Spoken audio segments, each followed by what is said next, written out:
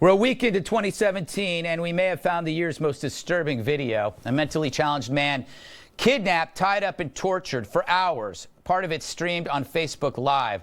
On Thursday, Chicago police filed hate crime and aggravated battery charges against 4 black suspects who at one point held the white man at knife point and told him to curse the president-elect. Perhaps even just as troubling, the suspects could be heard on the video saying they wanted it to go viral. It's a horrible crime, made worse by the fact that these fiends posted it on Facebook, assuming apparently that torturing disabled people is a perfectly acceptable behavior. And maybe it was, since as of now, we don't know anyone who called the cops after watching it. It's absolutely disgusting. Hey, Tyrus. Greg. What's up? Good to see you. You are about to go wrestle, I assume. Yeah, I'm at my TNA pay-per-view, but I had to leave to talk about this story because it's so important to me. Thank you for giving me this time. Well, go for it. Well, first of all, first and foremost, this is 100% a hate crime. So there's no allegedly, this is a hate crime on so many levels. You take the race thing out, the fact that a special needs man who didn't quite understand what was going on to him was being brutally attacked, and to me was disgusting. Watching it, I couldn't help it. I got choked up watching it, and I've seen a lot of things in this world, and it was difficult to watch. Another thing that was tough for me and America as a whole was that nobody on Facebook Live that was watching did anything about it. So I think those people are just as responsible.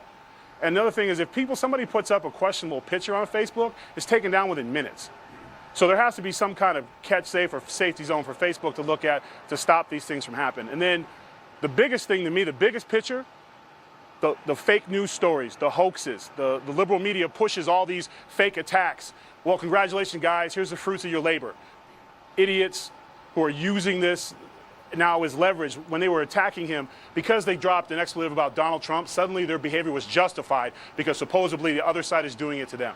And that's not an argument at all. It's disgusting. They're not taking any credit for it. Even the news coverage of the story was disgusting. And then finally, the real justice is not for me, is not going to be in court, is when those 4 get into Gen Pop. So, because prisoners are funny about pedophiles and people who attack special needs. So, enjoy what went down, because I hope it happens to you. Thank you, Tyrus. Nice. Pat, do you have something to say that is probably going to shock us, or? Don't set the bar so high. No, I mean, he's right. It's such a typical talking point to say, well, on the other side, it wasn't covered this way, but I actually looked at headlines of how if it was some sort of incident that involved, that it was in the name of Trump, how it was covered versus this incident. The Washington Post, when it was someone verbally assaulting somebody in the name of Trump, it mentioned Trump by name, and then this one mentioned it not at all. Huffington Post did the same thing. It mentions Trump by name when it's supposedly an attack in the name of Trump, even when there's not evidence like Facebook Live. Right. Where when Huffington Post wrote about this, it was nowhere in the headline. The subhead said, we still don't know what happened. It didn't even mention that Trump was mentioned or that anti-Trump things were mentioned until the 4th paragraph. So it's not just this talking point. It really is true. And that's why this kind of stuff, it almost encourages it to an extent. It's somehow okay if you don't want to, you want to ignore the fact that that there are people who are anti-Trump and they're this upset. It should be about this not happening rather than about an agenda. If we cannot all agree when we're seeing a mentally disabled person being beat severely, that it's not about your agenda anymore. Let's tell the story. Let's show what's really happening. Because, sorry, the truth is important. Yeah. Terry, that's the thing that bugs me is nobody looks at crimes anymore. They look at what the criminal is thinking rather than the emotional aspect of it. Yeah. Tyrus is awesome. I worry a little bit about the whole idea of a hate crime. It's just a crime. Because when you start getting into the hate crime stuff, you start getting into the emotional interpretation of it. Who's deciding if it's hate? Hey, you had 4 idiots, and it was racial, and it was hate, but it was a crime. So hammer them for that. When I hear this hate crime stuff, I start thinking that can be a double-edged blade that can come and get you and do something that is not a hate crime just because at that time at that moment in society, they don't like it. What amazed me, Ron, was that there were people that were afraid of how to categorize it rather than talk about it on cable news. All the debate was about that, and then you have these people saying, well, maybe it's not that big of a deal because they knew each other. Yeah, Rahm Emanuel, they dance around. They hung out. This is the second beating in Chicago. They had one before, right? Rahm Emanuel, he makes a big proclamation, sanctuary city. 800 people shot.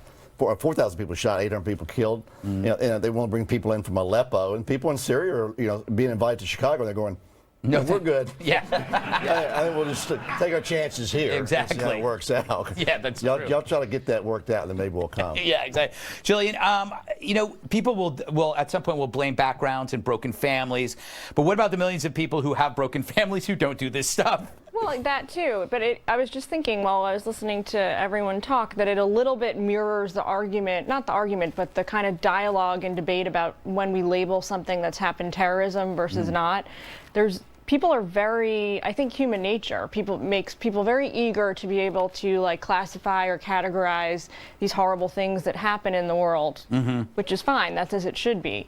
But because I think what happens is once you put a label on something, it makes us erroneously believe that like we get it. It's like, oh, we can probably figure out how to respond to this if we understand first what it is. Yeah. And so there is, in a little sense, I push back just a tiny bit in the sense that and I don't even know what a hate crime means. I couldn't tell you how to define versus a crime. Are all crimes hate crimes? Well, in America, you punish acts. You don't punish thoughts. Right. And what hate crime does is it blends the two, and you kind of for example, you kind of do it in your head already. For example, if you're reading the New York Post and you read about a 25-year-old guy who mugs an 85-year-old woman, you go, that guy should be fried. Yeah. But if you found out that he mugged a 30-year-old man, you just see it as a mugging. So in your own way, you categorize crimes differently, but that's what we do. Judges should just throw the book at everybody. Right. Well, but the criminal justice system mirrors that in the sense that the court